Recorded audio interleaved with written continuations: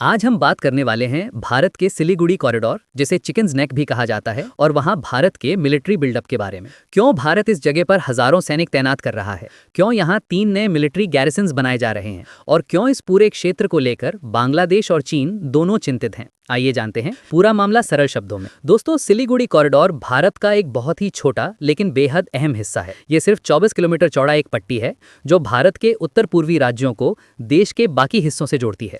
अगर ये कॉरिडोर कभी किसी वजह से ब्लॉक हो जाए तो भारत का पूरा नॉर्थ ईस्ट हिस्सा बाकी देश से कट जाएगा। इसीलिए इसे भारत की लाइफलाइन भी कहा जाता है। अब बात करते हैं गैरिसन की। गैरिसन का मतलब होता है वो जगह जहां सैनिक रहते हैं, ट्रेनिंग करते हैं और जरूरत पड़ने पर युद्ध के लिए तैयार रहते हैं। भारत में पहले से ही कई गैरिसन्स हैं और अब सिलीगुड़ी कॉरिडोर में 3 नए मिलिट्री गैरिसन्स बनाए जा रहे हैं। हर गैरिसन में लगभग 100 से लेकर 3000 तक सैनिक रहते हैं, यानी आने वाले समय में यहाँ हजारों नए सोल्जर्स की तैनाती होने वाली। अब सवाल उठता है, ये अचानक से इतना बड़ा बिल्डअप क्यों? असल में बांग्लादेश ने हाल ही में भारत की सीमा के पास नए एयर डिफेंस रडार सिस्टम लगाने शुरू कर दिए हैं और रिपोर्ट्स के मुताबिक ये काम चीन की मदद से किया जा रहा है। ये रडार सिस्टम भारत के सिलीगुड़ी कॉरिडोर पर नजर रखने में मदद कर सकता है, यानी भारत की सुरक्षा के लिए ये एक संभावित खतरा बन सकता है। भारत ने तुरंत इस कदम को नोट किया और अब अपनी डिफेंस पोजीशन को और मजबूत कर रहा है। यहाँ पर पहले से ही S-400 मिसाइल डिफेंस सिस्टम भी तैनात है। अब जब 3 नए गैरिसन्स बनेंगे तो भारत की सुरक्षा क्षमता